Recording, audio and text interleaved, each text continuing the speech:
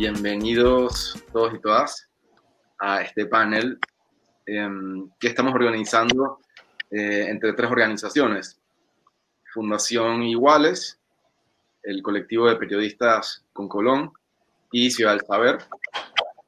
Y tenemos cuatro invitados, dos invitados y dos invitadas, que vamos a hablar sobre un tema bien interesante. El año pasado nosotros arrancamos el mes del orgullo con un experimento que hicimos por primera vez nuestra querida Sol Lauría, Iván Chanis de Concolón y yo por Ciudad del Saber, de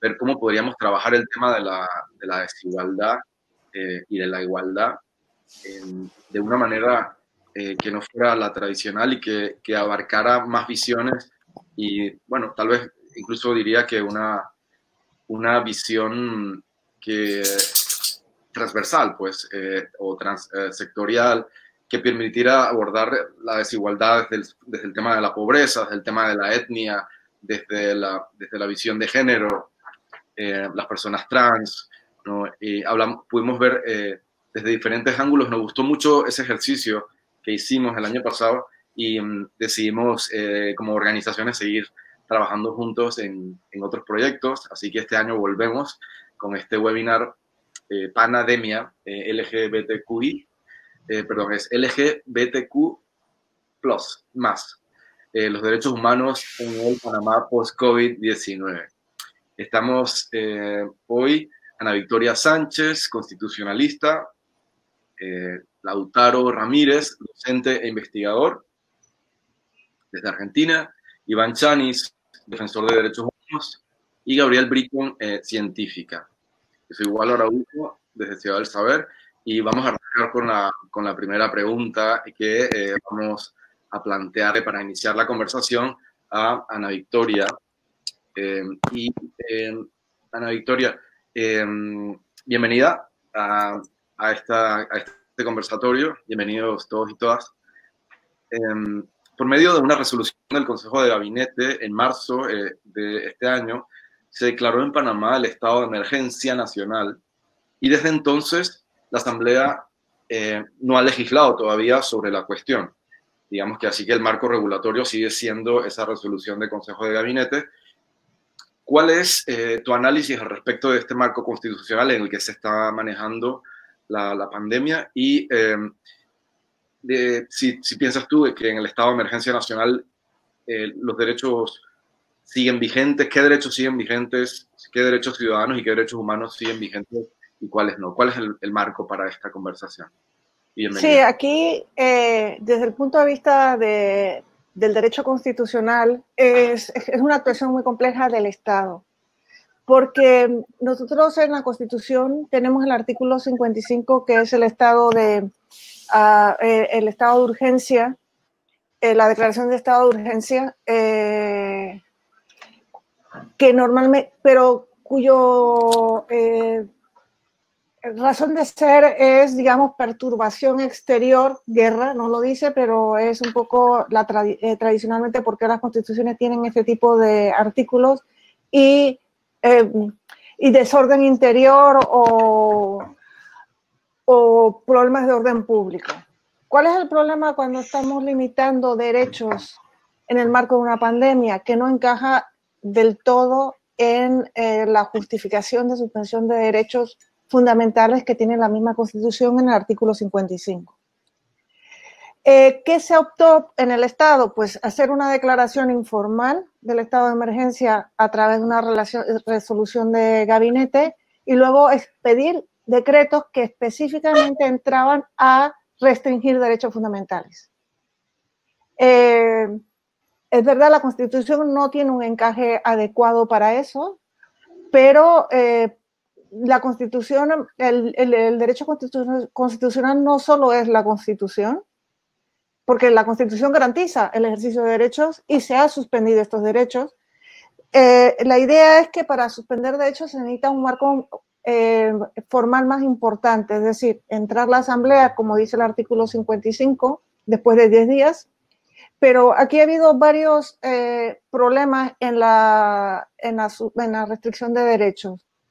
Uno, que se ha ido dando por decretos ejecutivos sin un marco legal específico, y en segundo lugar, nunca se dice el tiempo. Se van se van prorrogando sin que haya una certeza de dentro de 15 días, dentro de 2 semanas, volveremos a discutir si la restricción del derecho fundamental es adecuada. Si quieres, podemos adelantarlo allí, pero la idea es que la restricción de los derechos se tiene que hacer de forma proporcional a lo que se busca.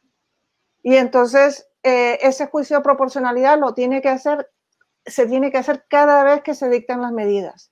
Obviamente hay un consejo científico que es el que está haciendo, digamos, la proporcionalidad o está estudiando o haciendo las proyecciones de las medidas, pero también necesitamos un marco en que nos dé la temporalidad y nos dé también más elementos de las razones por las cuales se están suspendiendo los derechos. Vuelvo a decir, no cuestiono la legitimidad de la toma de medidas en momentos de pandemia. No quiero llegar al discurso ultra individualista de que yo tengo derecho a enfermarme si quiero, porque no es el tema en este contexto, pero sí que hay un difícil encaje constitucional debido a una constitución muy antigua, renovada muy por partes, y donde no se toma en cuenta que los estados de emergencia sanitarias también tienen que estar regulados en la Constitución como una forma, en la medida que pueden suponer una restricción de los derechos de las personas. He estado siguiendo el caso de España bastante también, y en ese caso, digamos, hay un control parlamentario que cada, no sé si 15 días o cada mes va renovando, digamos, la declaración que hizo el Ejecutivo, ¿no? Sí, el caso de España es más interesante de todo porque yo me sé el origen del artículo del estado de emergencia español, y es la lucha entre las fuerzas del franquismo que querían poner como el piecito en la puerta de la Constitución, y aquellos que no querían que eso sucediera. Entonces, se separaron 3 estados distintos. Uno para guerras, otro para desórdenes internos y otro para emergencias, que tiene que ser inundaciones, desastres naturales y problemas, emergencias sanitarias. Y en ese sentido, tienen una figura que encaja perfectamente con la situación y que da unos poderes extraordinarios al Estado central de coordinación de medidas de salud pública. Y obviamente las declara el gobierno, pero tiene que ser convalidado después de cierto tiempo. El artículo 55, en el caso de estado de excepción en Panamá, puede ser declarado por el gobierno, pero solamente tiene una vigencia de 10 días. Ya digo, pero como el artículo es complejo y no se adecua necesariamente a emergencias sanitarias, pues decidieron obviarlo. A mí me parece que fue un error, que cuando se preparó la situación o la puesta, se empezó a preparar la urgencia del COVID, que empezó a hacerse en enero, tenía que haber habido una participación, no voy a decir de abogados porque no es la palabra adecuada, sino de personas que mirasen un poquito la estructura del Estado, y una participación también de científicos sociales para poder diseñar las medidas de restricción de forma adecuada. Incluso personas es decir, las composiciones de las comisiones estas tienen que ser tal vez más multidisciplinarias, sin cuestionar en ningún momento el carácter científico basado en la evidencia que ha sido el fundamento de muchas decisiones.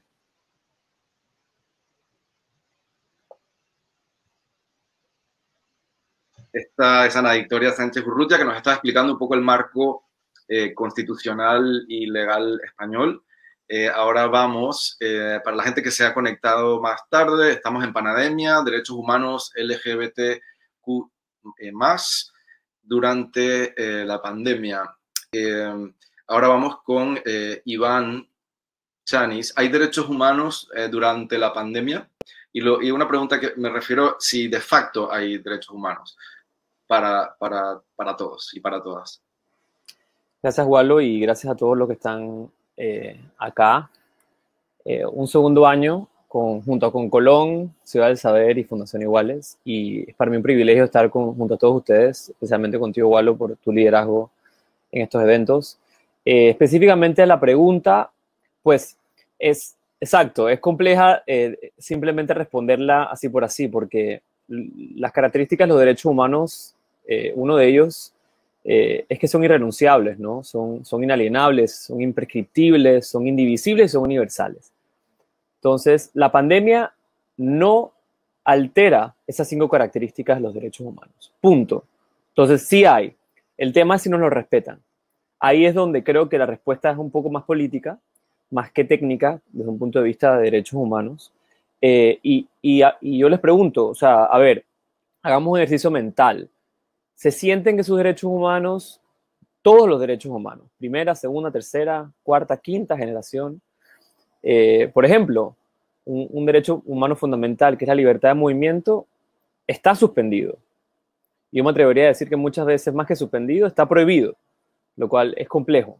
Y yo creo que ya el marco condicional nos dio bastante bien, Ana, en donde todavía hay dudas si estos efectos de esa suspensión de los derechos humanos es legal, porque la suspensión tampoco tiene tiempo, como ha dicho Ana.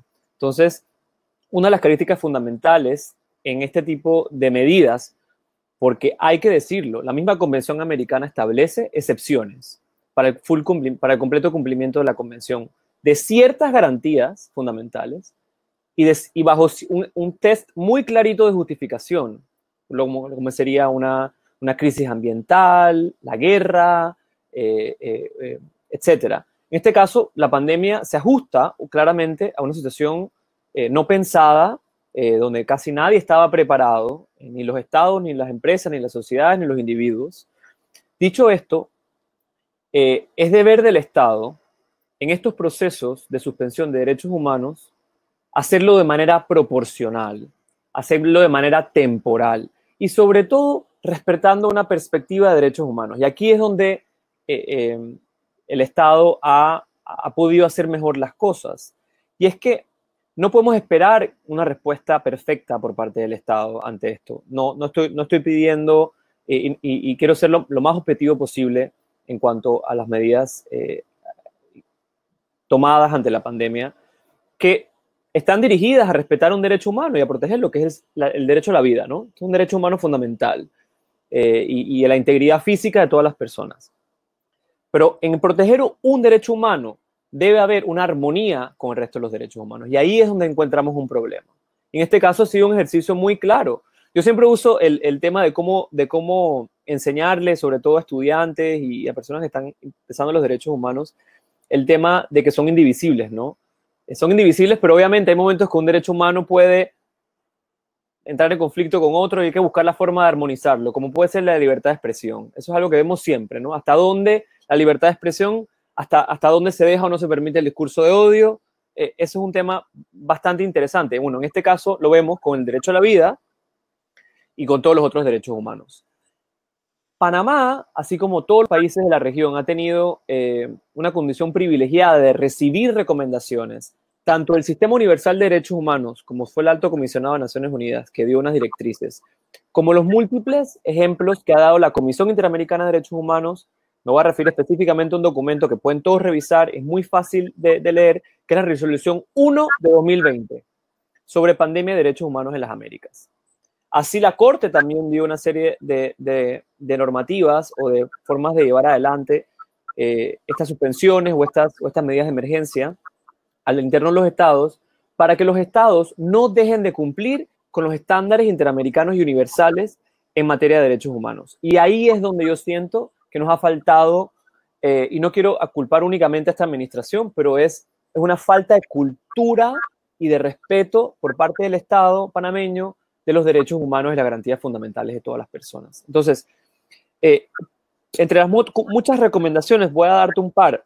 y todos pueden hacer su propia opinión. No quiero sesgarla, yo tengo la mía muy puntual como defensor de derechos humanos, pero por ejemplo, en todas las medidas el Estado debió haber incluido o debe incluir, problemas a futuro, ya lo que hizo, hecho está, pero lo pueden enmendar hacia adelante, incluir una perspectiva de derechos humanos, que sea interseccional. O sea, una medida no puede estar dirigida a un solo tipo de personas cuando sabemos que la realidad de una persona pobre, de una persona en el interior, de una persona, de una mujer, de un indígena, de una persona afrodescendiente, de una persona LGBTI, no necesariamente la misma política debe o se aplica de una manera igual al cúmulo general, por así decirlo, de las personas. Debe respetar los estándares interamericanos. O sea, Panamá no se puede olvidar de que hay una convención de protección de derechos contra la violencia de la mujer, de que hay una convención de una declaración sobre los pueblos indígenas, de que hay hay directrices en cuanto a los tratos inhumanos y la tortura, los compromisos internacionales en temas de migrantes. O sea, eso no se suspende. Tienen que armonizarse. Y ahí es donde hay otro ejemplo de que las medidas no se cumplieron. Y un último, antes de terminar, es que el marco de estas medidas debe cumplir, y reitero, que sea la universalidad, la interdependencia, la indivisibilidad y la transversalidad, transversalidad, perdón, pero particularmente los DESCA, que son los derechos económicos, sociales, culturales y ambientales. Y ahí hay un gran reto porque las medidas que estamos tomando van a impactar y a futuro todas esas individualidades de esos grupos humanos y todos esos derechos económicos, sociales, culturales y ambientales a futuro. Y yo creo que es un momento de introspectiva, de reflexión por parte del Estado en cómo mejor encaminar las directrices para así salvaguardar la vida y la integridad de todas las personas, pero una visión salubrista de las medidas o las políticas públicas ante esta pandemia no es la respuesta y estamos siendo muchas personas afectadas. Puntualmente, y yo sé que ya debo ser a la siguiente pregunta, ha sido, y un ejemplo puntual que de repente más adelante puedo desarrollar, es la afectación de cómo una medida ha particularmente afectado la vida y la dignidad de personas trans. Las medidas no binarias de restricción de movilidad por sexo, si bien sonaba muy bien y fácil de cumplir, han creado dramáticamente y exponencialmente afectado la vida de personas que ya eran vulnerables. Entonces, cuando una medida no toma en cuenta hasta esas minorías, en este caso las personas trans, y algo tan fundamental como el derecho a su alimentación, no estoy hablando de derecho al internet y quinta generación, de la alimentación.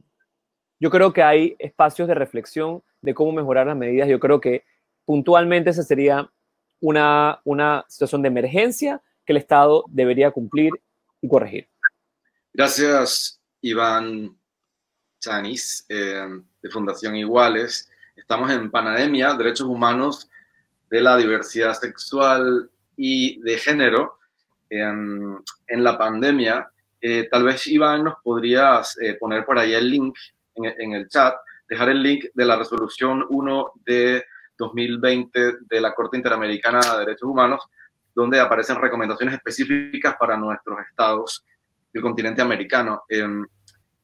Para quienes se suman un poquito más tarde, estamos haciendo al inicio de esta conversación un análisis del marco legal y constitucional. Estamos también recientemente, Iván ha hecho un aporte sobre el marco convencional, que a veces en Panamá se nos olvida, que digamos que está por encima, o más bien forma parte del marco constitucional, ¿no? Y a falta de específica regulación en una constitución tan antigua como la nuestra, se hace muy importante que estemos muy fijados en derechos humanos y en otras cosas también, pero en derechos humanos específicamente a nuestro marco convencional. A la hora de aprobar nuevas leyes que pasan por la Asamblea, a la hora de hacer decretos, a la hora de reglamentar, digamos, tenemos que tener siempre la convencionalidad en mente.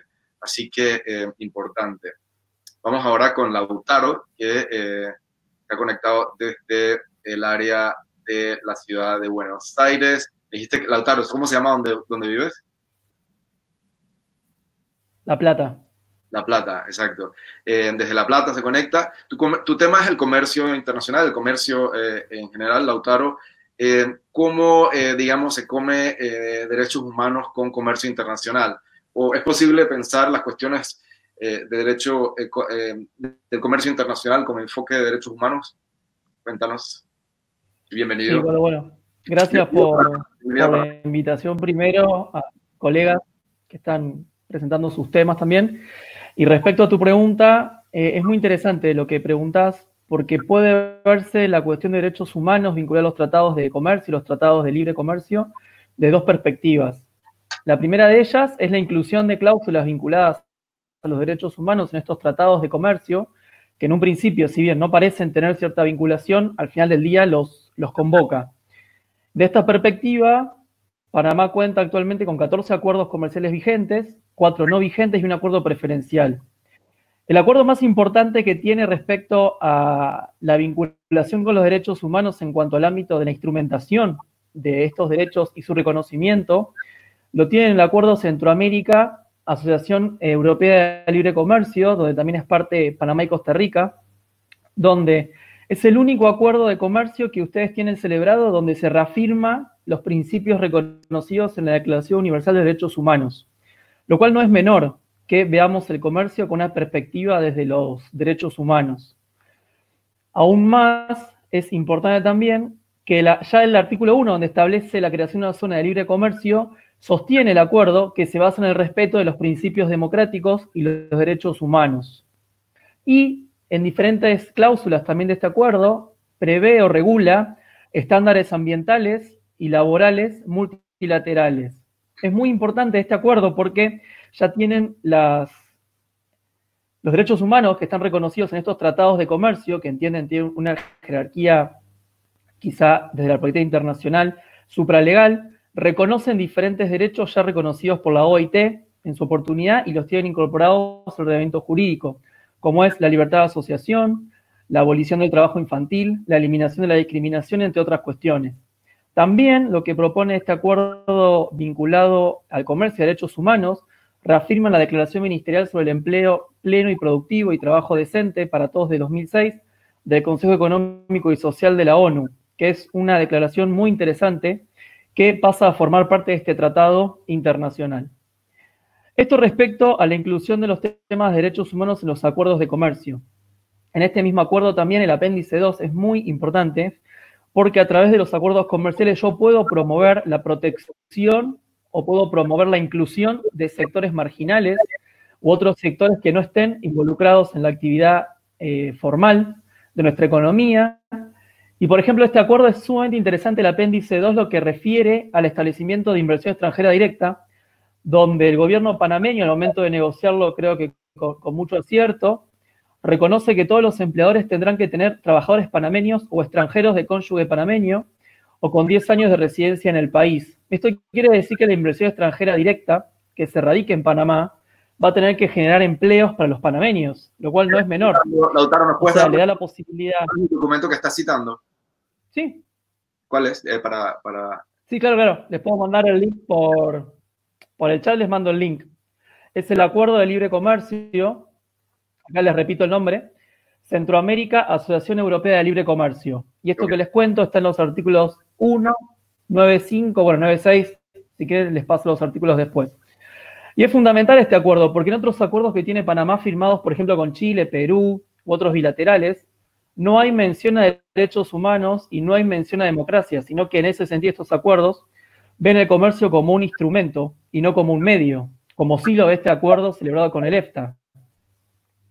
Eso respecto a la incorporación de las cuestiones de derechos humanos. Y como recién les comentaba, es interesante empezar a pensar lo que prevén estos acuerdos en cuanto al acceso a los mercados y cómo puedo hacer yo como gobierno, bueno, como fundación, como universidad, como cualquier institución, para que la gente pueda empezar a promover producciones o servicios para vender a través de estos acuerdos, generando la inclusión de estas minorías. Como la vez pasada comentábamos, es importante se está pensando a pensar ahora, luego del COVID, en una vuelta a la regionalización y lograr que las regiones sean quienes produzcan, y no ya impulsados del gobierno central, sino de las regiones mismas, quizá con el apoyo, bueno, de todos los que estamos participando acá, y todos los que están participando también como como oyentes de la presentación, se pueda empezar a pensar un aprovechamiento más útil de estos acuerdos de comercio y la vinculación o la inclusión de estos sectores marginados, ¿no? Que podríamos fácilmente incluirlos en el sector formal, de empezar a atar los hilos que nos permiten los acuerdos comerciales. Muy bien, Lautaro. Me quedo también con muchas ideas y muchas preguntas que luego vamos a comentar.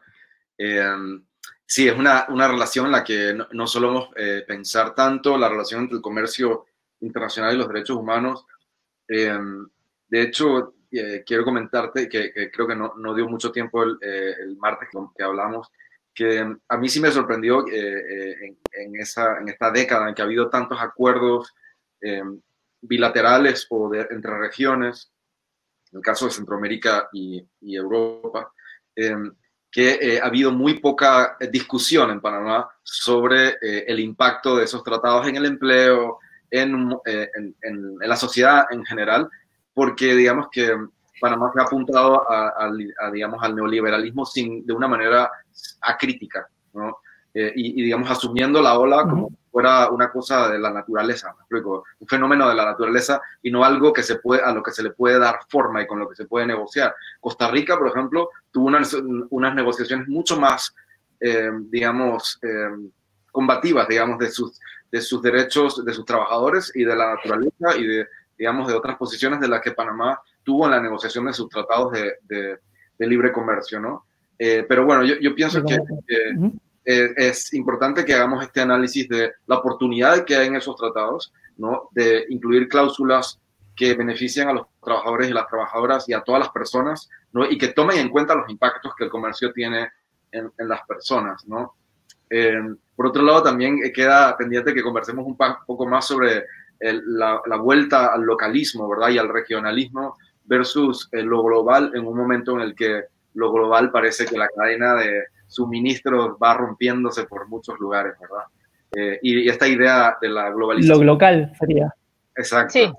Así que bueno, cambiamos un poquito de tema y nos vamos con Gabriel. Hola, Gabriel Brito nos acompaña, científico. Hola. Gabriel se dedica más bien a temas de neurociencia, ¿me equivoco, Gabriel? ¿Se dice así? Gabriel, vemos que en el MINSA hay muy buenos asesores científicos, sanitarios, médicos, y que la comunidad sanitaria del país no descansa, pues lleva 3 meses sin parar atendiéndonos, ¿no? La gestión económica, social y logística de la cuarentena, sin embargo, parece tener mayores dificultades que tendremos que superar para comenzar a dar mejores resultados, ¿verdad? Después de 3 meses. ¿Crees que es posible contagiar de pensamiento científico la gestión no sanitaria de la cuarentena? Y en general la gestión de la vida política se puede contagiar de pensamiento científico. Bueno, ante todo, buenas noches y gracias por la invitación.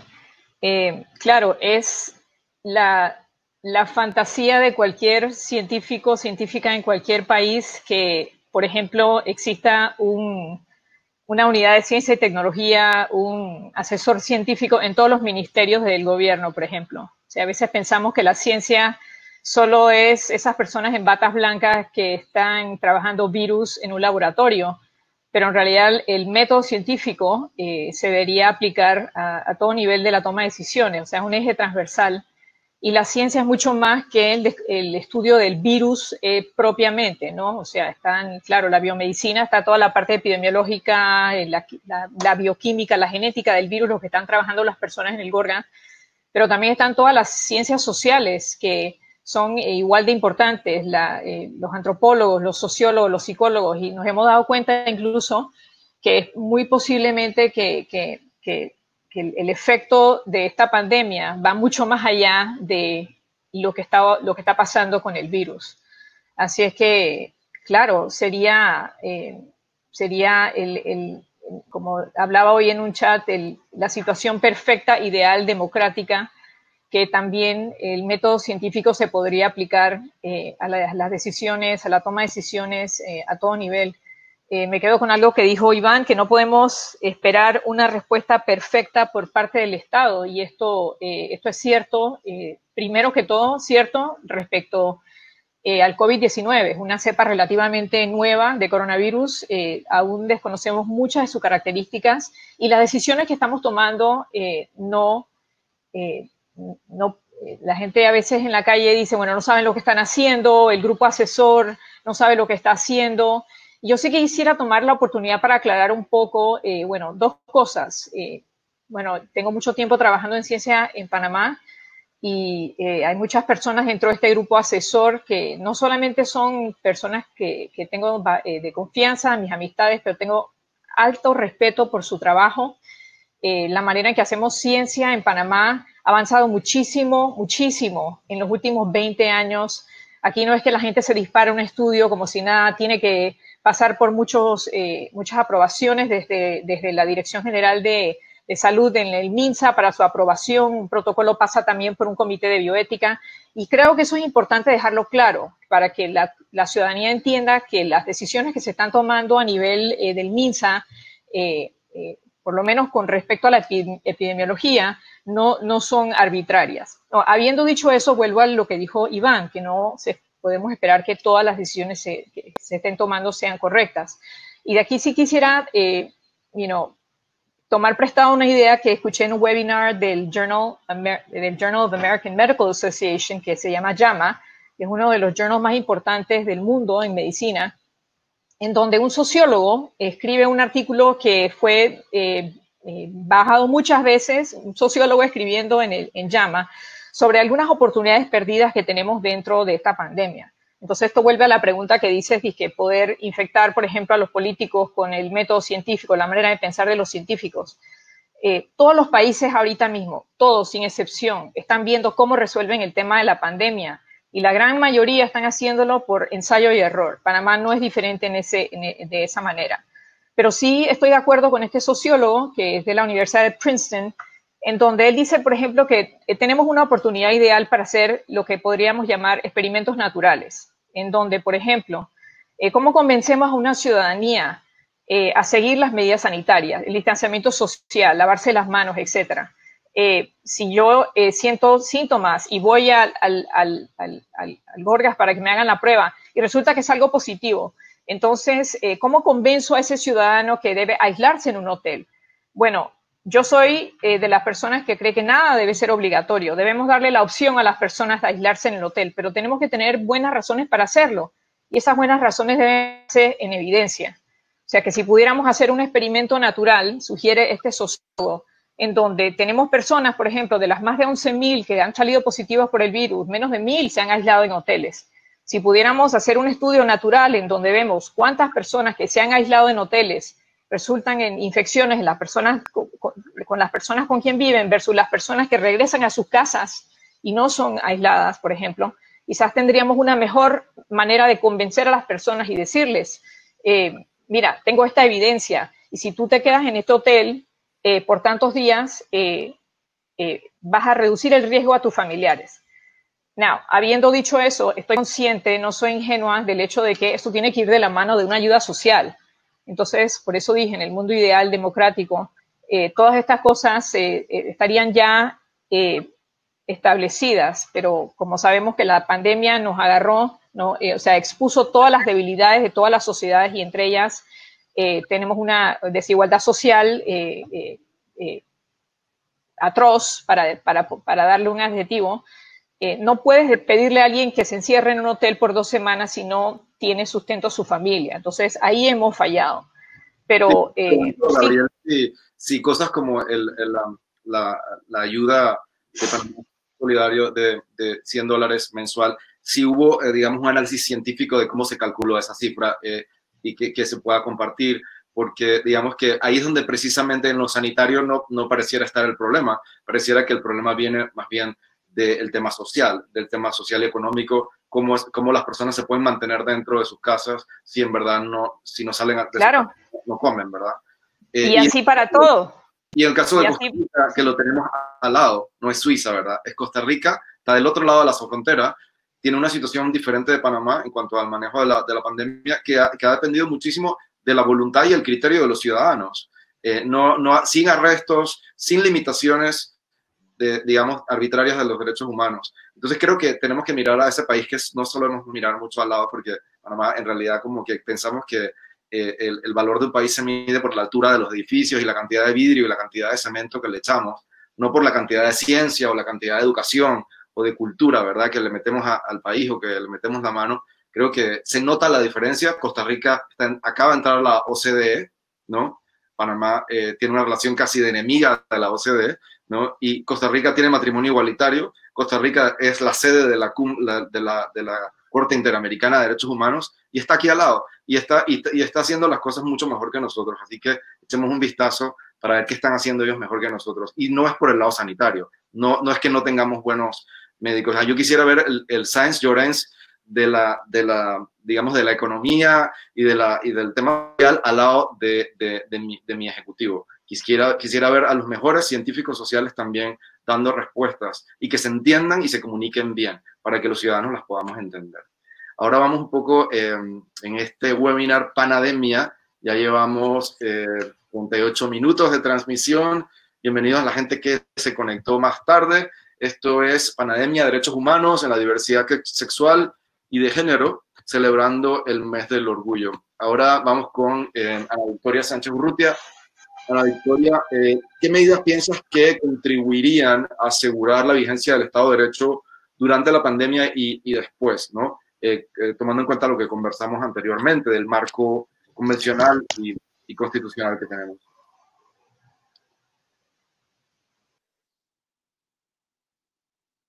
Micrófono, ¿verdad? Perdona que se me había descargado el ratón y no tenía que encender el micrófono. Yo creo que estamos perdiendo la oportunidad de replantear el Estado de Derecho. El Estado de Derecho simplemente es una certeza de que las reglas, que yo sé las reglas que se me van a aplicar. Y estamos perdiendo constantemente la oportunidad de decir, vamos a un poco lo que decía, y yo creo que Ali de lo que decía Gabriel, es decir, la regla no solo tiene que obligar, sino tiene que convencer. Y para ese convencimiento a veces la certeza de la regla es importante. Y yo creo que estamos perdiendo la oportunidad de que, y perdonen, y no quiero hablar tanto de temas tan formales porque parezco que yo soy la que voy trayendo las cosas al corset, ¿no? El derecho constitucional es dinámico.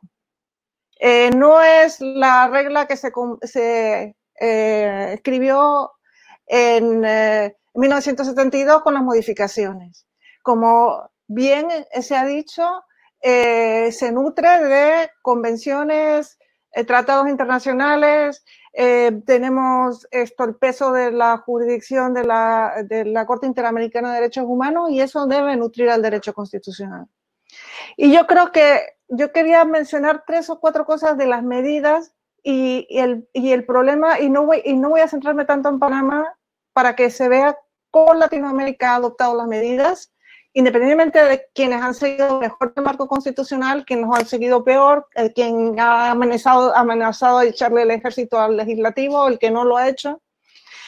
Por ejemplo, la afectación del COVID en Amazonas. Tú puedes decir, es que Perú se equivocó porque pensó que yendo todo el mundo al banco no pensaron que se iban a contagiar. Pero si uno ve la afectación del virus en las Amazonas y uno ve el mapa de Hopkins, ves los puntitos de cada lado. Perú, Ecuador no, porque Ecuador no está dividido regionalmente. Colombia y Brasil.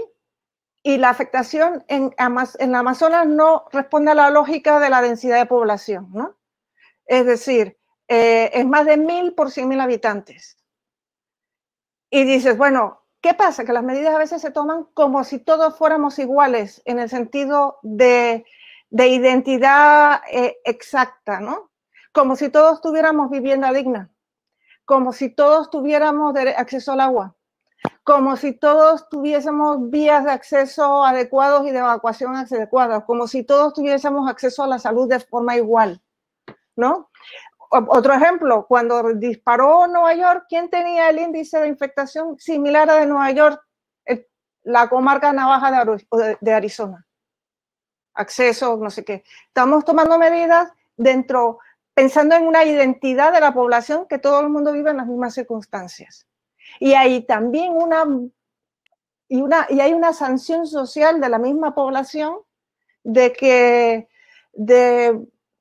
echarle en cara a la gente que está en la calle porque son 10 viviendo en una vivienda que no tiene agua.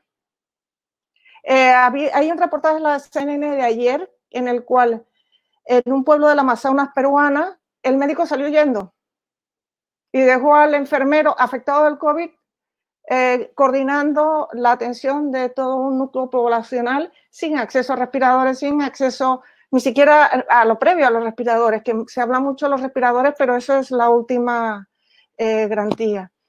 Y eso mismo pasó en las medidas que dijo muy bien Iván, en las medidas que se hicieron aquí de separación por sexo, y aquí la palabra en la cuarentena. Nadie pensó en la diversidad.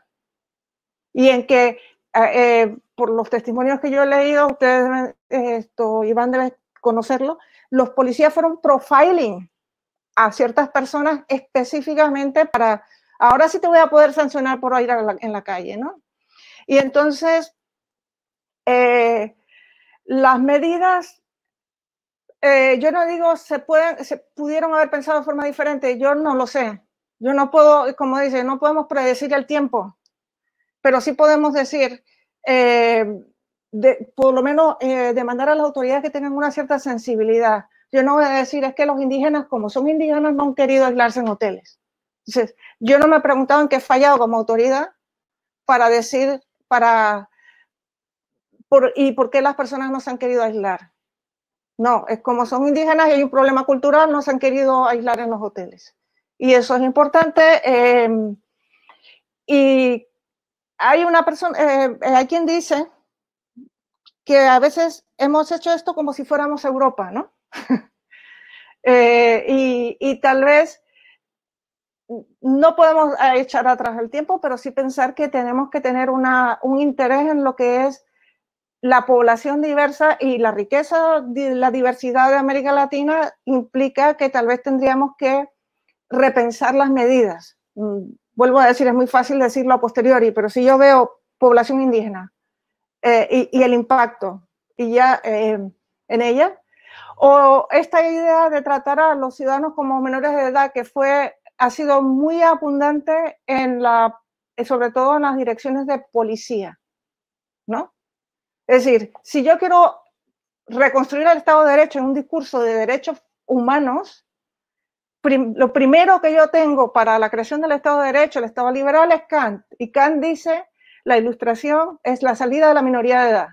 En el momento que el Estado nos trata como menores de edad, nos está denegando, digamos, la esencia misma del Estado de Derecho, porque yo sé qué es lo que te conviene y yo te voy a decir que te portas mal, ¿no? Lo mismo lo puedes decir de otra forma. Y también un sector de la ciudadanía que la restricción de los derechos era, yo no puedo correr a la hora que me gusta correr. No, perdona, estamos en pandemia.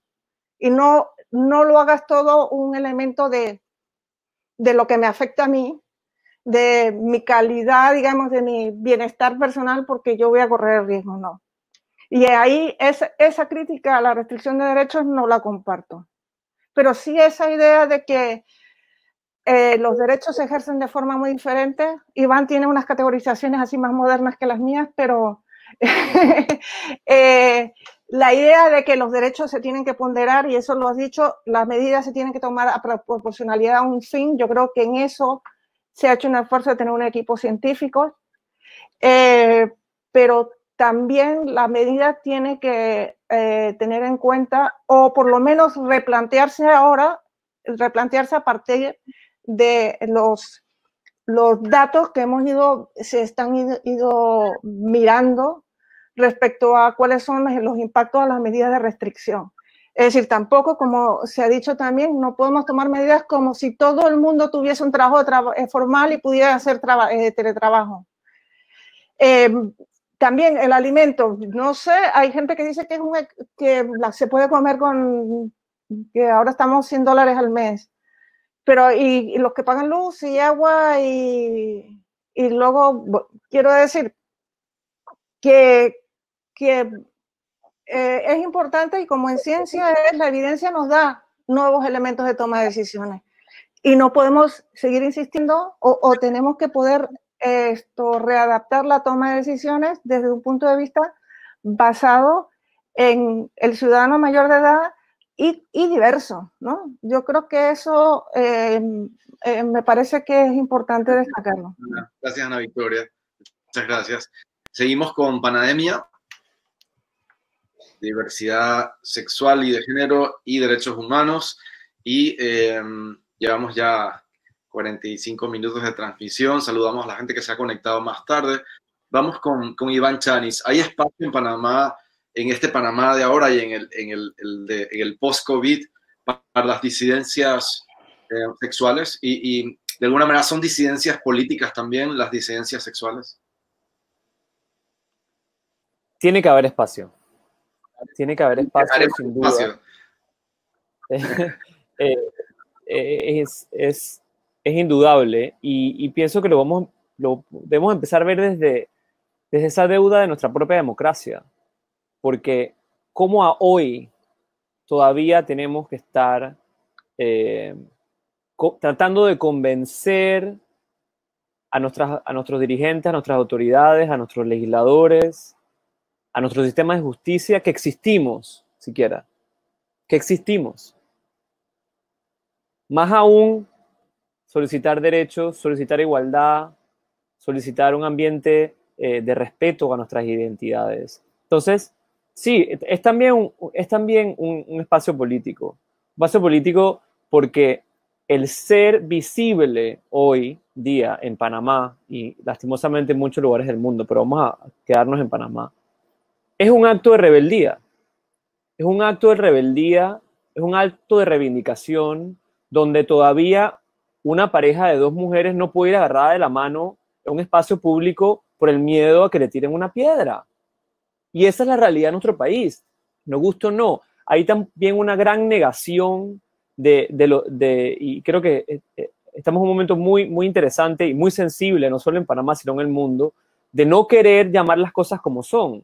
En Panamá hay homofobia, en Panamá hay transfobia, en Panamá hay racismo, en Panamá hay discriminación. Cuando no empezamos a afrontar esas realidades y aceptemos que podemos mejorar la situación, ¿cómo? Con políticas públicas de reconocimiento en derechos humanos, con medidas de protección, con cambios individuales y cambios colectivos. Entonces, aterrizando a algo muy puntual, y es que desde el punto de vista del derecho, yo soy defensor de derechos humanos, pero no soy el único abogado del panel, sabemos varios, Panamá tiene que cumplir con sus acuerdos internacionales. Entonces, Panamá, si quiere ser un país moderno, un país adulto, no ser un país adolescente, tiene que empezar a cumplir con todos esos acuerdos que firmó para formar parte de todos estos organismos internacionales, de los cuales nos beneficiamos. Porque, por ejemplo, a todo el mundo se le olvida lo que la CIDH hizo en ayudarnos a regresar a nuestra democracia, luego una dictadura. A la gente se le olvida los préstamos que nos ha dado el BID para el desarrollo social de nuestro país. Todos estos cúmulos de organismos, y también un poco retrotrayéndome a ese comentario de lo regional versus lo internacional. Sí, habrá momentos que hay que regresar a lo regional por temas logísticos indudables. Pero no hay que olvidar que Panamá se fundamenta, inicia siendo un lugar de convergencia internacional, de recibimiento, de paso, de servicios, de diversidad de culturas. Y ahora buscamos es ponernos encasillarnos en un tipo solo de país, un solo tipo de identidad, un solo tipo de religión. Eso no es el sentido para mí de Panamá. Y específicamente en cuanto a población LGBTI, desde el año pasado, bueno, antepasado, la Corte Interamericana fue categórica en decir que los estados, en este caso miembros del Sistema Interamericano de Derechos Humanos, están obligados, o sea, no hay espacio de interpretación, a respetar el derecho a la identidad de género, es decir, al derecho que tienen las personas trans a su identidad, a cambiar sus documentos, a establecer la adecuación de su imagen, de su sexo o de distintivo sexo en los documentos y su respeto como ciudadanos plenos y dignos. Y asimismo, el derecho que tienen o el derivado de los derechos patrimoniales que se derivan del vínculo familiar de pareja del mismo sexo deben ser protegidos sin discriminación, incluido el matrimonio igualitario. Tú lo mencionaste, nuestros vecinos, y tú utilizaste la analogía con Costa Rica. Hagámoslo también con Colombia. O sea, 2 países frontera, 2 países con mucha tradición similar, cultural, histórica. Estamos en la misma región, cerca del mismo meridiano, y con realidades diametralmente distintas hacia el tratamiento de minorías. Yo creo que algo no estamos haciendo bien. Es importante recalcar que más allá del tema de las personas LGBT y nuestros reclamos, la diversidad y la inclusión son positivas para todos, todas y todes. Políticas de no discriminación, políticas de inclusión, políticas de diversidad, transversalmente ayudan a muchos otros grupos y por ende al desarrollo de una mejor sociedad. Esta pandemia, Walo, como tú iniciabas en tu introducción, ha traído más a la superficie, yo diría de una forma vulgar, o sea, nuestras caras, esa desigualdad que mucha gente se ha perpetuado en negar, diciendo que Panamá está bien, esa imagen visual del Panamá desarrollado con edificios, carreteras, con interconectividad, con un canal que produce, cuando esta pandemia ha exacerbado las desigualdades y las diferencias, cuando hay gente, como tú decías, y ahora has mencionado, que no se pueden lavar las manos porque no tienen agua. Entonces, ¿de qué país estamos hablando? Yo creo que es un momento que debe ser el momento más profundo de reflexión, y aquí es donde entra también todo este tema del nacionalismo y del patriotismo y de el que critica a la nación no es patriota, muy por el contrario. Yo creo que el más patriota es el que sabe y quiere aceptar lo que está pasando para corregirlo y para no dejar a nadie atrás. Y en esa introspección como país hay que ver a dónde nos ha llevado el tipo de democracia que hemos desarrollado hasta ahora. Si así hemos llegado a una pandemia y ha traído a la superficie eso, yo pienso que es lógico, y desde la ciencia, desde la cultura, desde lo legal, desde lo filosófico, podemos hacer aportes a una sociedad del Panamá que queremos post-COVID. Yo creo que es parte de lo que hoy estamos haciendo, teniendo perspectivas tan diversas pero tan complementarias a la misma vez. Y yo pienso que ahí es donde tenemos que irnos. Queremos un país donde todos tengamos un acceso decente a la salud, a la educación, a la vivienda, a la seguridad social, en general al desarrollo humano. Yo pienso que sí, y es un momento trascendental que debemos hacer, y a mí siempre me gusta terminar o con algo positivo, y yo soy, creo que, una de las personas que más romantiza el preámbulo de nuestra Constitución, porque es nuestra, y en nuestra Constitución habla y en lo personal pienso resume un poco mi filosofía de vida y mi trabajo como activista de derechos humanos, y es exaltar la dignidad humana de todas las personas. En ese preámbulo no habla de si eres religioso o no, qué tipo de etnicidad tengas o qué tipo de orientación sexual. Dice la dignidad de todas las personas. Habla de una justicia social. Aquí nadie debe no tener una vida digna y un bienestar general, que es el siguiente punto que habla de nuestra Constitución, el bienestar general de todas las personas. Yo pienso que, y esto lo dijiste tú, Ana, en un conversatorio privado que tuvimos, que me marcó mucho, eso dijiste, que tú al menos, ante tanta negatividad con la pandemia, habías visto algo, que habías visto personas que se dieron cuenta finalmente que avanzar sin el de al lado no es avanzar, de sentir la necesidad de empujar al demás. Y yo lo he visto personalmente con el tema trans. Yo siento que esa red de solidaridad que hemos creado, al menos le ha abierto los ojos, un poco de empatía, de ver algo tan grave, y me emociona un poco decirlo, de que hay gente que no podía salir a comer, a buscar el pan y la leche. Y mucha gente frustrada, mucha gente afectada muchísima y de manera grande en su salud mental, por el miedo a salir de la puerta de su casa. Ese no es el Panamá que la mayoría debería querer, y yo no pienso que es el Panamá que la gente quiere. Y el último punto es la integración regional. Yo pienso que nos tenemos que seguir abocando a ser estratégicos, y esta es la parte mía internacionalista, un poco se escapa de mi sombrero de derechos humanos, pero cómo nosotros como país de tránsito, país geográficamente, y con los acuerdos que mencionó Lautaro, y con ese desarrollo que estamos logrando con la ciencia, que bien nos ha dicho Gabriel, ¿cómo no posicionarnos estratégicamente en un mundo que cambia? Somos un país pequeño, adecuémonos a qué es lo que necesita el país para lograr ese desarrollo. Y yo pienso que hay que mirar afuera, hay que mirar a renegociar nuestras relaciones con potencias o con grupos regionales. Tenemos el Caribe, tenemos Centroamérica, ¿por qué no mirar a Sudamérica y procurar un desarrollo que, como dije y empecé mi primera intervención, cumpla una perspectiva de respeto a los derechos humanos? Iván, muchas gracias. Yo creo que también es un momento para digamos, agradecer el activismo de tanta gente, ¿no?, que durante tantos años han luchado por los derechos de todas las personas en Panamá y en todas partes. Y por eso es un poco el mes del orgullo, porque lo importante del orgullo, y me parece siempre importante recordarlo en estas actividades, es por qué se hace, ¿no? La visibilidad, digamos, hace que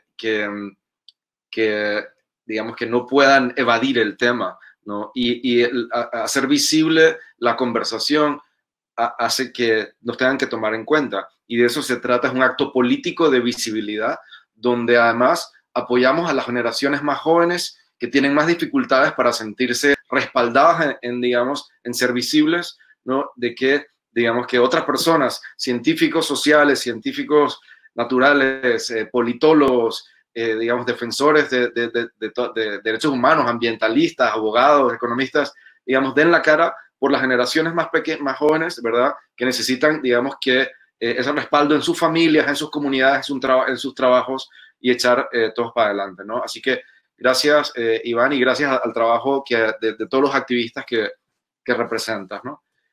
Ahora vamos con Lautaro. Y bueno, hemos estado hablando contigo también, Lautaro, de que Panamá es un país que depende en gran medida de su posición geográfica, ¿no? Ha sido esa la historia de este país, y es un nodo hoy en día para las conexiones del comercio y del transporte internacional, tanto de carga como de pasajeros, ¿no? Esto es lo que yo te decía el otro día en la conversación, que los sociólogos han llamado transitismo en este país, que es un poco esta mentalidad panameña que está metida en nuestro ADN, ¿no?, de ese país de servicios, que por cierto no son tan buenos servicios, pero son servicios, y donde se producen muy pocas cosas hoy en día, ¿no? Si ya Panamá tenía esa tendencia, con la globalización Panamá se ha convertido mucho más en un país que produce poco. En lo industrial, en lo agrícola, digamos, hay poco énfasis, ¿no? Digamos que el mundo rural se ve perjudicado para rendir, digamos, todo el tributo al Panamá ese de tránsito y de los servicios, donde se invierten, digamos, donde se ponen todos los huevos en esa canasta, ¿no? Siendo así la cuestión, ¿cómo tú piensas que afectará la pandemia y las consecuencias en general a la globalización esta neoliberal que vivimos? ¿Y qué futuro ves para las economías locales y comunitarias? Y lo digo preguntándotelo desde un país que hasta ahora ha vivido de lo global y no del pensamiento local, ¿no?, que también es necesario. ¿Cómo lo ves tú? Desde allá abajo. Gracias por tu pregunta, es bastante amplia, ¿no? De este sentido, bueno, es importante ver esto del COVID, que ha llevado a que el comercio baje o se reduzca o se enfríe más o menos 2 puntos de PBI de cada país, lo cual es muchísimo el impacto que va a haber post-COVID en cuanto al comercio internacional. Respecto a la localización, yo creo que los buques se van a seguir utilizando, Panamá va a seguir siendo el canal de paso, pero sí es importante empezar a repensar el modo en que las cadenas de valor se han fragmentado. No es lo mismo lo que pasaba el año pasado, lo que pasa ahora. Las cadenas han dejado de ser tales. Hemos empezado a repensar estratégicamente qué productos necesitamos producir nosotros, fronteras dentro. Quizá tiene que ver esto en relación con una cuestión estratégica nacional, si vamos a depender de insumos chinos para la salud o si vamos a ser nosotros quienes los producen. De ahí la importancia, bueno, que decía Gabriel, de la ciencia y la vinculación con los ministerios y otras cuestiones que hacen a la producción de mercancías o mercaderías que necesitamos ahora para vivir. Por ejemplo, el caso de los barbijos. Tuvimos que salir todos los países a buscar barbijos donde no había, porque nunca pensamos en producirlos, porque no era por la razón que fuese. Francia hace menos de 2 semanas anunció que va a empezar a producir barbijos para abastecer a toda Europa. O sea, eso va a desplazar la demanda de los productores en Asia de este producto y de muchos otros. Ok. Barbijo es esto. El tapaboca. Exacto.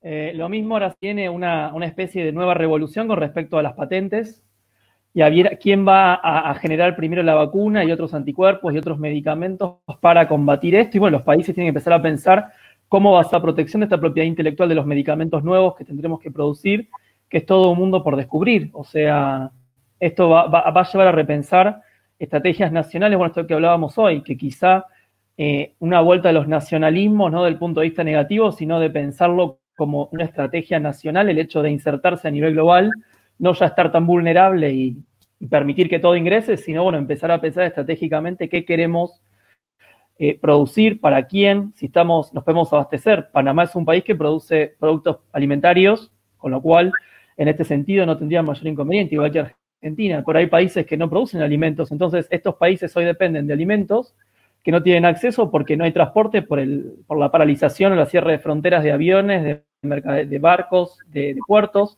lo cual lleva también a, esto va a generar en cierta manera una incertidumbre a nivel de la seguridad alimentaria, que es algo que no hemos visto hasta ahora desde décadas o siglos atrás, si queremos pensarlo, ¿no? Las grandes hambrunas y lo demás, esto es una posibilidad al no haber transporte, al no haber aviones, al no haber producción, porque los productores no van a producir para no exportarlo, puede generar una serie de cuestiones que van a llevar, a mi modo de ver, bastante positivo para repensarnos geolocalmente y a repensar qué tipo de vínculo queremos tener con los demás países. Lo que decía un poco Iván recién es, bueno, produzcamos para abastecernos, pero también veamos qué producimos para abastecernos, y no solo para la demanda exterior. Qué sé yo, ustedes exportan de muy buena manera camarones, pero quizá los camarones no sean lo más importante, o quizás sea un producto que puede sumar a otro tipo de cuestiones que también pueden producir, aprovechando los acuerdos comerciales y buscar otros socios. O sea, tienen socios, en los acuerdos tienen más de 20 socios. Y si nos ponemos a pensar, como cualquier país del mundo, con sus acuerdos comerciales, aprovecha esos acuerdos para 3 o 4 o 5 países, y lo demás queda como residual o como lateral.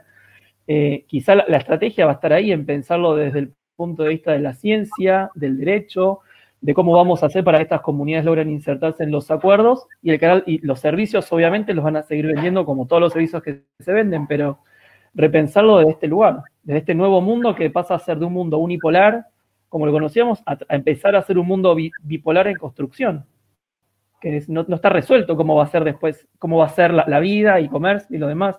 Tenemos una OMC en crisis, tenemos Unión Europea preocupada fronteras dentro con sus enfermos, con cómo plantear el COVID, un Estados Unidos también impactado, con un Trump que ha retrocedido en un montón de cuestiones de geopolítica, una región sudamericana o centroamericana donde cada uno ha adoptado sus decisiones respecto a cómo enfrentar el COVID, y no ha habido un organismo regional o centroamericano o sudamericano, de la región que fuera, que ha logrado dar respuesta. Esto pone en crisis todos los organismos regionales, al menos en cuanto a la respuesta frente a la pandemia y otras cuestiones que puedan venir en el futuro. O sea, es un estado de reflexión a futuro que tenemos, por suerte, muchísimo trabajo los que pensamos, ¿no? Pero habrá que ver acá con, bueno, Iván con derechos humanos, los científicos, los abogados, la universidad, todos pensando cómo hacemos para salir adelante después de esta situación que estamos viviendo, que por suerte es un paréntesis y esperemos que no dure mucho más. Bueno, gracias, Lautaro. De hecho, esta situación nos hace pensar todo, ¿no? Nos hace, si de alguna manera las reflexiones sobre para qué sirve la democracia estaban ahí ya, de hecho, como tal vez la democracia no cumpliendo su promesa en todos estos años, estas décadas en Latinoamérica, ¿no? Y por lo tanto mucha gente, digamos, sintiéndose de alguna manera por la democracia, también pienso que ahí ese perro, que también yo creo que Panamá es uno de los países que muestra, según Latinobarómetro, menor apego a la democracia. Los panameños, más que ningún otro pueblo latinoamericano, estarían dispuestos a dejar la democracia a un lado por trabajo, por un gobierno que les solucione, por una visión pragmática, digamos, y eso es peligroso, porque, digamos, la popularidad de los ideales democráticos están bajando en toda América Latina, pero en Panamá de manera más clara, ¿no? Entonces creo que es un buen momento para repensar la democracia. Si la democracia no entrega lo que prometió, comenzará a tener menos adeptos. Lo mismo le pasará al Estado, ¿no? De hecho, si estamos viendo cómo en muchos lugares las soluciones están saliendo de las comunidades, no del Estado, ni del nivel, ni de los políticos. De hecho, lo que ha marcado esta crisis a nivel mundial es una sorprendente falta de liderazgo, ¿no? ¿Dónde están los líderes de América Latina? ¿Dónde están los líderes de Europa? ¿No? Trastabillando y cometiendo todo tipo de errores y, digamos, de todo tipo de contradicciones. Así que me parece que también es un momento bueno para pensar en los liderazgos, ¿verdad? Y ahí es importante que las personas LGBTIQ, digamos, ejerzan su liderazgo en todos los espacios donde estén también y aprovechen este mes y todos los del año para la reflexión. Si quieren, pasamos a ver qué tenemos en el chat y qué está comentando la gente. Gracias a toda la gente que está conectada. Son ya casi las 7:10. Llevamos hora y 10 minutos. Así que vamos a ir viendo las preguntas de la gente para podernos ir a comer y que la gente se pueda ir a cenar. Bueno, nos dicen acá que hacen falta en Panamá diputados, diputadas, políticos y políticas que estén comprometidos con las reivindicaciones de la comunidad LGBTI, que mencionamos a Costa Rica. Bueno, que sí, es verdad, en Panamá no tenemos todavía grandes defensores entre los diputados, digamos, pero tal vez Iván nos puede contar un poquito más de ese tema. ¿Cómo vamos, digamos, en el apoyo, digamos, de los políticos, de la clase política a las reivindicaciones de la comunidad queer? No vamos bien, pero vamos avanzando. ¿Por qué? Porque hasta hace poco, y me corrige si alguien sabe de alguien más, pero entiendo fue la primera vez que un diputado electo apoyaba formalmente un tema como es el matrimonio igualitario en nuestra Asamblea Nacional de Diputados, que fue Gabriel Silva. Entonces, además de Gabriel Silva, seguramente habrán políticos sensibles a la comunidad LGBTI, sus reivindicaciones, pero públicamente, y esa es la parte muy importante resaltar, y un poco, nos da un poco el panorama de cómo estamos como país, es que todavía aparentemente es un problema para ser político en Panamá respetar derechos humanos, ¿no? Y reconocer los derechos humanos de todas las personas, en este caso incluido a una minoría discriminada como es las personas LGBTI. Así que yo me quedo con al menos tener a Gabriel como una persona aliada y vocal y abierta en nuestra asamblea, pero hay mucho que trabajar y hay mucho que sensibilizar. Tenemos lastimosamente oportunidades de crítica, como fue esa desafortunada situación con el diputado, uno de los diputados oficialistas, ni voy a mencionar su nombre, cuando dijo que las personas LGBT no podíamos entrar a la Asamblea Nacional por ser gay, o sea, por nuestra orientación sexual no podíamos entrar. Que no éramos panameños, si uno trata como entender qué pasaba por su mente al decir una cosa como esa y frente a los medios de comunicación. Entonces, que todavía no haya una censura necesaria de la clase política de promover discursos de odio, en este caso, desde una responsabilidad como es ser un político que representa a todos y cada una de las personas, es una tarea pendiente, pero yo soy muy optimista de que especialmente los jóvenes y especialmente nuevos liderazgos en el aspecto social y político de nuestro país entienden la importancia de la interseccionalidad por ejemplo, puntualmente a esa situación mencionada de ese diputado afuera de la Asamblea, lo que hizo fue unificar a feministas, a líderes estudiantiles, a líderes LGBTI, a personas jóvenes que están promoviendo democracia, transparencia, a unificar discursos y hacer el discurso del otro el mío, porque todos estamos en el mismo plano, que es la dignidad de las personas. Entonces, ahí, Iván, me pareció muy importante ver en la Asamblea, durante las protestas que dieron pie a que se detuviera las reformas constitucionales de la manera en que se iban a llevar a cabo por los diputados. Estos jóvenes que estuvieron ahí unas semanas protestando pacíficamente en frente de la Asamblea, me parece fue muy importante porque se dio bastante interseccionalidad en ese movimiento. Yo fui nada más un día para ver lo que estaba pasando y verlo con mis propios ojos, porque de hecho los medios estaban reportando muy mal lo que estaba pasando. Solo se fijaban si habían quemado una llanta o si alguien había cometido un acto vandálico, pues toda la atención se iba para allá y no sentí que los medios estaban reflejando bien lo que estaba pasando, así que fui a ver qué estaba pasando y me pareció muy hermoso ver a líderes de nuestra comunidad queer liderando a un grupo de estudiantes universitarios, digamos, de todas las tendencias y de todas las orientaciones, ¿me explico? Y siendo respetados por ellos. Sí. Yo creo que eso es una novedad en este país. Significa que también esta es una sociedad que está madurando. La gente joven, cuando finalmente entró a la asamblea, esa foto de todos cogidos de la mano, todos y todas, ¿verdad? En un acto de triunfo de que tuvieran que mediáticamente la asamblea reconocer, ¿no?, que ellos tenían derecho a entrar, ¿no?, y que tenían derecho a hablar y decir las cosas que nunca antes se habían dicho en esa asamblea, ¿verdad? Me pareció un momento histórico importante para la lucha ciudadana. Yo lo llamo como un mini Stonewall.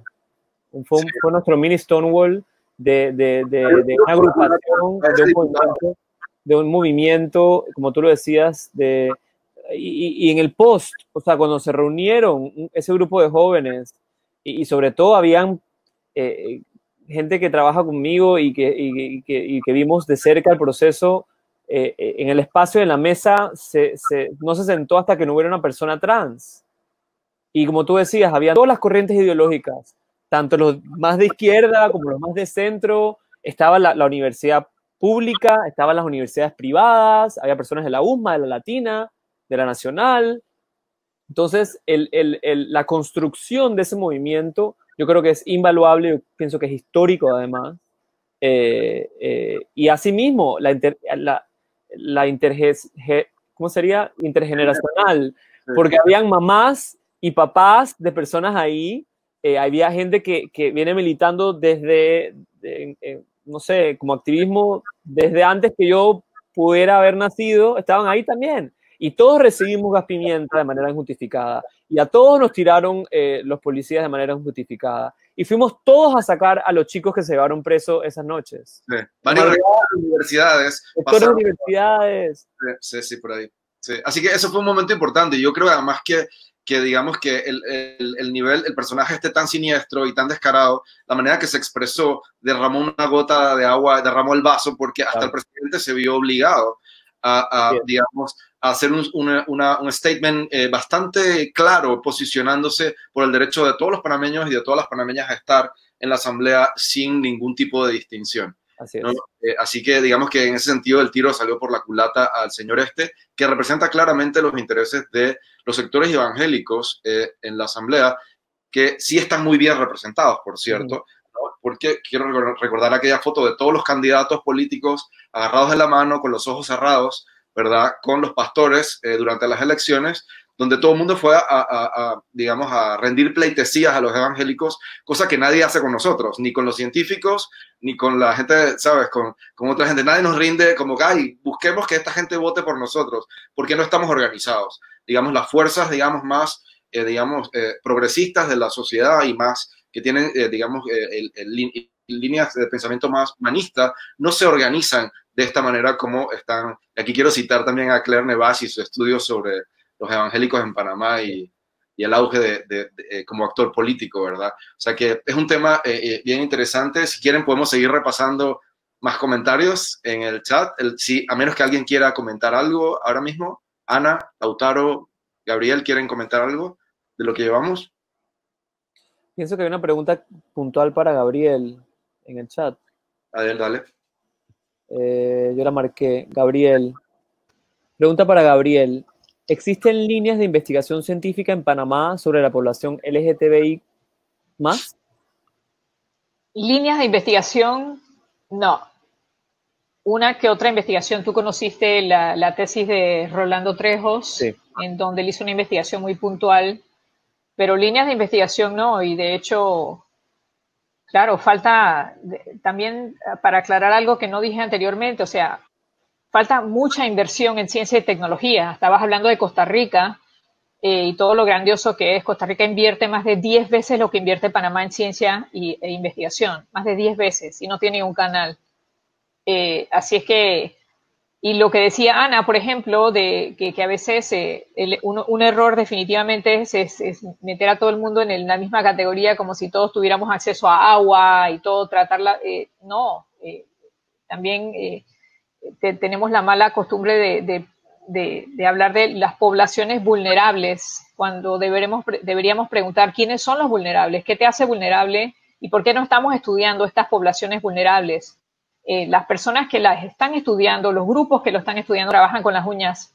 En Panamá, los científicos no tienen suficientes fondos para trabajar y no hago excusas para las personas que no le dan seguimiento a un micro nivel, a lo que está pasando a nivel epidemiológico con el COVID, pero lo cierto es que no hay suficiente personal para hacerlo, no hay suficiente personal para hacer el contact tracing que todo el mundo está clamando que ocurra y que no está ocurriendo.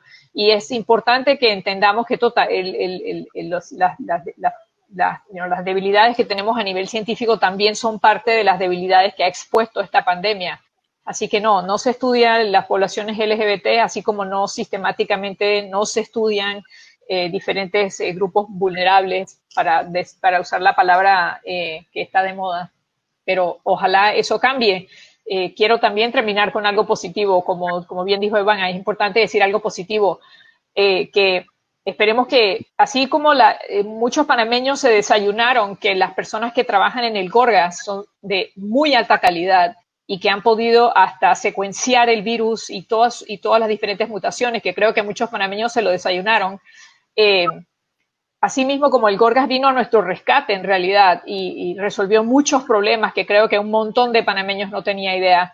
Espero que no esperemos hasta la próxima pandemia para darles el espaldarazo y decir, wow, parece que como que necesitamos a los científicos, ¿no?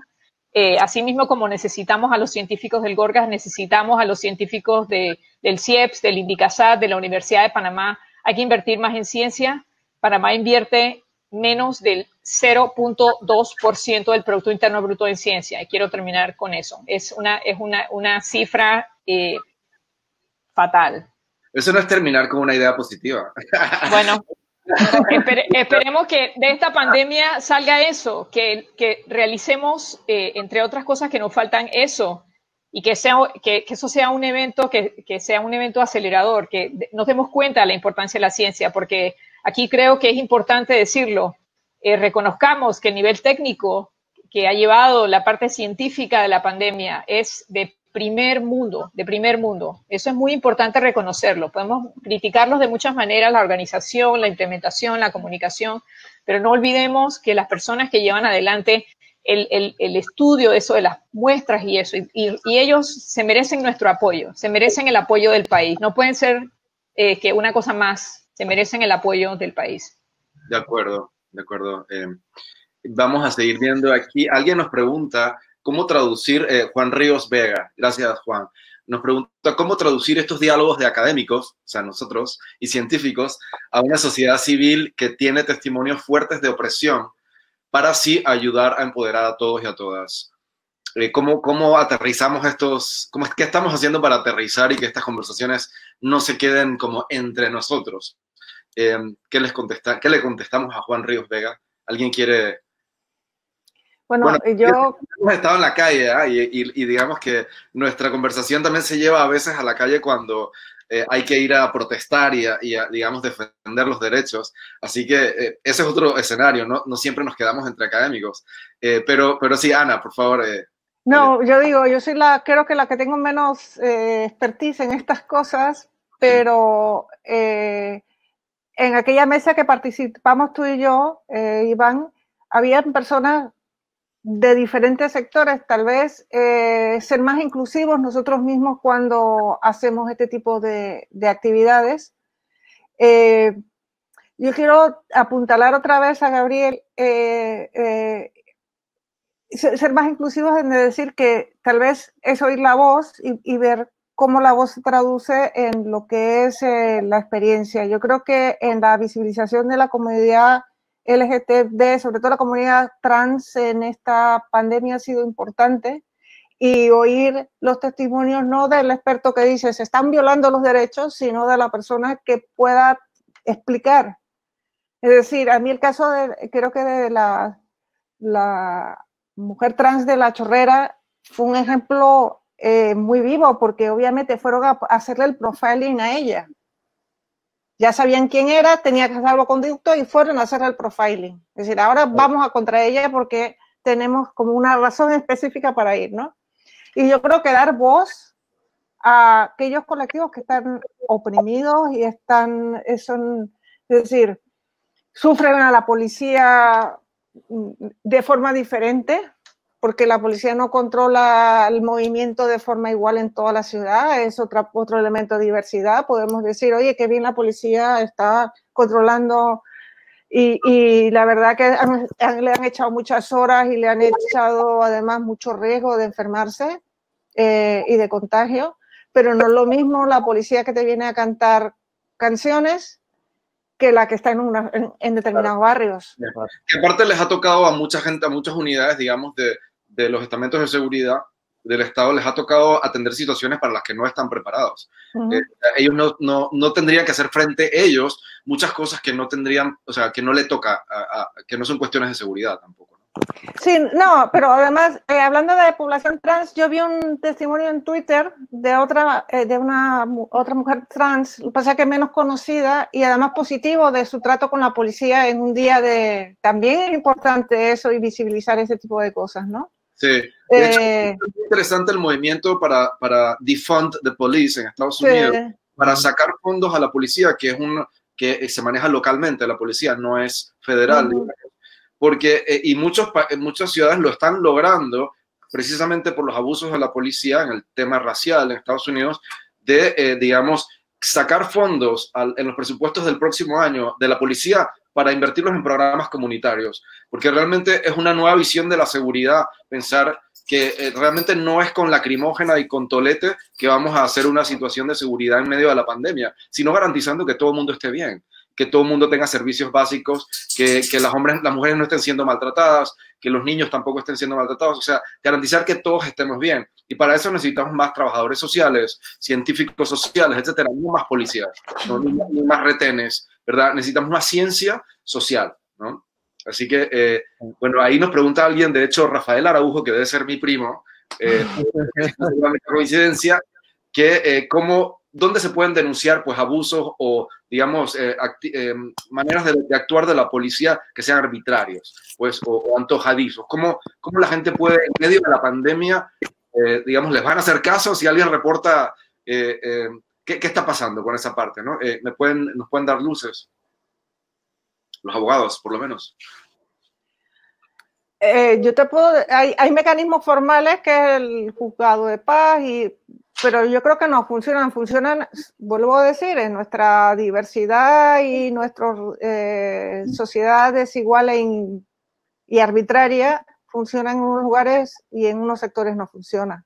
Y ese es el problema, es que no funciona. No hay mecanismos de garantía adecuados al ciudadano de a pie. No deberíamos en salir unas horas de ahí porque llamaríamos un par de abogados que conocemos, pero la mayoría de las personas se tienen que, digamos, que soportar la arbitrariedad de no saber cuándo van a salir, por qué, de qué se les acusa exactamente, y digamos que efectivamente la justicia se sirve de una manera muy diferente según quiénes sean las personas involucradas en estos países, ¿verdad? Sí, bueno, si me permites agregar, tenemos técnicamente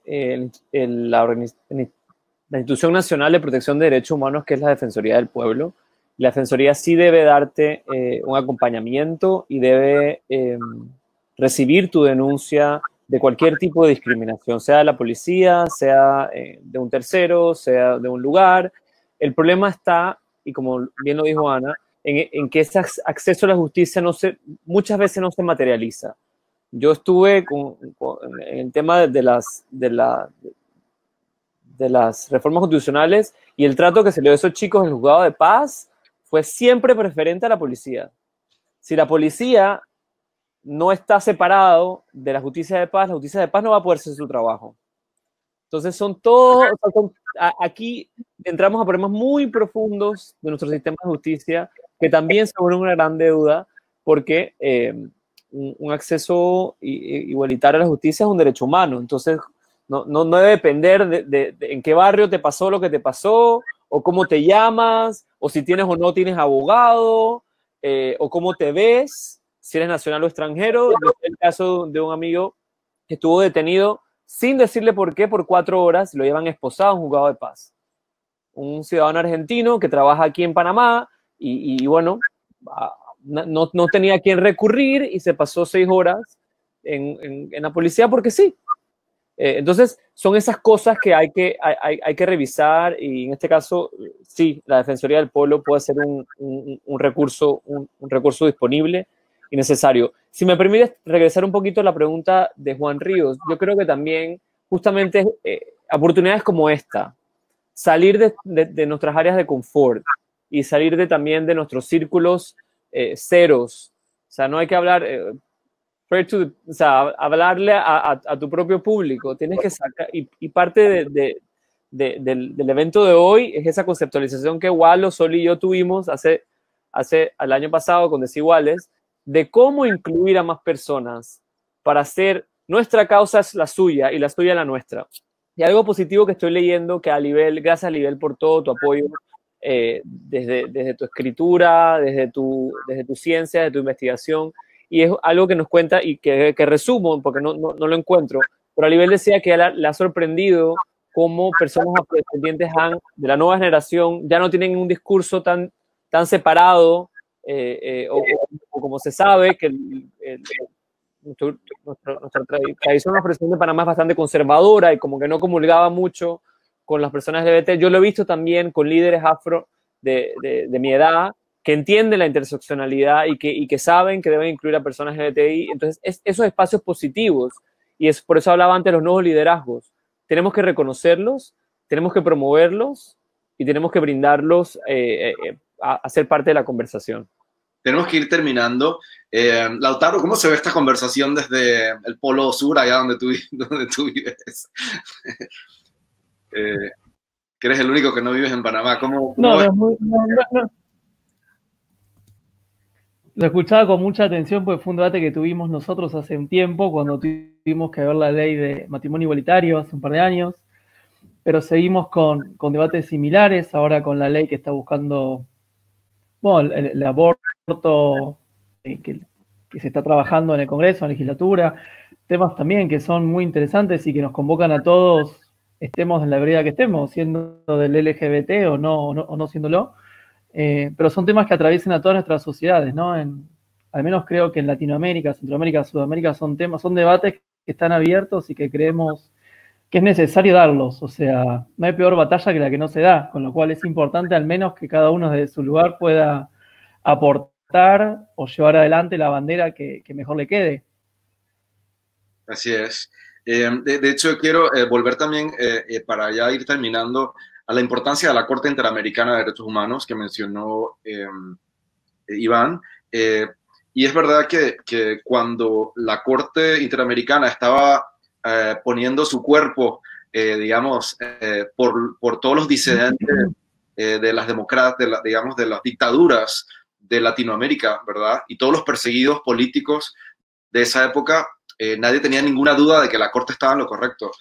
Creo que es importante que ahora no dudemos tampoco que la Corte está del lado correcto de la historia, y te agradecería, Iván, que compartas el link con todo el mundo, porque es un buen momento para repasar lo que dice esa histórica resolución que debería ya formar parte de nuestro acervo, digamos, de nuestro marco legal, porque lo es, ¿no? Una resolución de la Corte Interamericana como esa ya debería ser incorporada en nuestro digamos, marco legal y en nuestra operar. Hay que lograr que esa resolución termine operativizada en el retén, en el lugar donde se puede violar el derecho humano, ¿no? O sea, que llegue desde la Corte hasta donde tiene que llegar. Y para eso también la Corte panameña, la Corte Suprema, tiene que fallar los casos que tiene pendientes acorde con nuestros derechos, o bien salirse de esa convención, que no creo que nadie tenga, ¿verdad?, lo que es esa intención, ¿verdad? Porque si vamos a ser parte del sistema interamericano de derechos humanos, tenemos que ir con todo lo que implica. ¿Lautaro? No, una cuestión más que me quedé pensando en la pregunta que habían hecho hoy, cómo bajamos estos temas quizás muy académicos o muy teóricos al llano, que vinculados a las cuestiones de comercio, que son las que yo por ahí manejo un poquito mejor. Es importante ver que todos los países están empezando a crear las cámaras de comercio LGBTI, que no es un dato menor, que tradicionalmente existieron las cámaras de comercio, bueno, que fueron impulsando a sus productores, empresarios, inversiones, lo que fuera, pero desde hace un tiempo ahora, estas cámaras tienen mucho auge y mucha importancia y también son muy consultadas. No es menor que en Washington se haya creado esta cámara de comercio, The Trade of Chamber of LGBTI, y también otras cámaras, por ejemplo, la Cámara de Mujeres Exportadoras, que me parece que pudiendo participar en la Cámara Tradicional de Exportadores, al menos en Argentina, hayan encontrado la necesidad de crear una diferente, con lo cual hay un cambio de paradigma, ¿no? O sea, no nos sentimos cómodos y empezamos a construir nuevos espacios, no es que esperamos a que nos inviten, con lo cual, no me acuerdo quién hacía la pregunta, pero es importante quizá empezar a poner cabeza cómo hacemos para bajar estos temas desde, como decía, desde el lugar en el que estamos. O sea, no puedo participar en la Cámara de Comercio por lo que fuera, voy y abro una específicamente de mujeres, LGBT o el tema que fuera, ¿no? Afrodescendientes podría ser también. Con lo cual me parece que quizá ahí, al menos el tema de comercio, encuentra un hilo conductor en cuanto al tratado en el aire que nos parece muy lejano y la aplicación por parte del gobierno y el buque que está en el puerto, pero bueno, yo en mi Cámara de Comercio puedo participar en las actividades y empezar a pensar cómo hago para que mi comunidad se empiece a vincular con esta Cámara y empezar a lograr los consorcios o formas de asociatividad que podamos aprovechar el día de mañana, ojalá esos acuerdos, pero hay que empezar por lo más raso, creo que es el trabajo de campo. Sí, yo creo que siempre todos tenemos que comenzar por nuestro entorno inmediato, ¿no? No existe otra cosa que no sea tu entorno inmediato, ¿no? De hecho, siempre, aunque pensemos globalmente, siempre se actúa localmente, ¿verdad? Y digamos que ahí donde tú estés, incluso si estás en tu parroquia y quieres defender los derechos de las personas LGBTI, ese es tu espacio donde lo tienes que hacer, ¿no? Si estás en la comunidad científica, si estás en el sindicato o si estás en tu familia, ¿verdad? Con tus primos o con quien sea, ese es el espacio para defender los derechos de las personas LGBTI y de todas las personas, ¿no? Así que para un poco contestar también la pregunta de esta persona de cómo aterrizamos la conversación, la universidad es el espacio para conversarlo, la Cámara de Comercio es el espacio, la Academia de la Ciencia, todos son espacios para conversarlo y hay que ocuparlos. Así que ocupáis. Bueno, chicos y chicas, y a toda la gente que nos ha seguido de esta manera tan, digamos, fervorosa, siendo ya la hora que es. Llegamos a tener 75 personas la última vez que chequeé, siguiéndonos. Ahora ya vamos bajando, pero los veo ahí persistentes. Vayamos a comer. Gracias a todos. Otro año más de Pride. Fundación Iguales, gracias por estar con nosotros. Sol, desde donde estés, por ahí te vi chateando. Sol Lauría, muchas gracias también por inventarnos esta actividad de nuevo este año con Colón. Gracias a Lautaro, que se conecta desde Argentina, a Gabriel, científica panameña, que se conecta aquí localmente, y también a Ana Victoria Urrutia, constitucionalista, y gracias a ustedes, sobre todo por ser parte de esta conexión, y también al equipo de tecnología de Ciudad del Saber.